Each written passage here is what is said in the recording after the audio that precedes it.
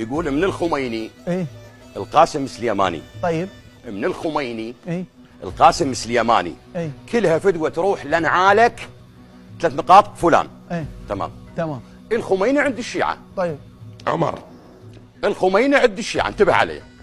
تمام جانب من الشيعه يشوفه ولي امر المسلمين، طيب تمام، اوكي يراه كما يرى المعصوم، اوكي هذا جانب من الشيعه. تمام جانب من الشيعه يشوفه عالم من علماء المسلمين إيه؟ ويحترمه ومرجع تقليد ويقلده. تمام جانب من الشيعه يشوفونه سيد ابن رسول الله وعالم وعارف جليل. تمام. وتعرفوا بطبع العراقيين. هسه هذه من ضمن المراجعات اللي تحدث خلنا نكمل ارجوك لا تقاطعني حتى اوصل فكرتي للاخرين. اوكي تمام لو لا؟ تمام. طيب هذا لما يقول من الخميني القاسم سليماني، سليماني طبعا اغلب الشيعه يعتبرونه قائد منذ قرن كامل، 100 سنه ما مر على الشيعه قائد مثل قاسم سليماني رحمه الله عليه. طيب قسم من الشيعه يشوفوا هالشكل، شئت ام ابيت.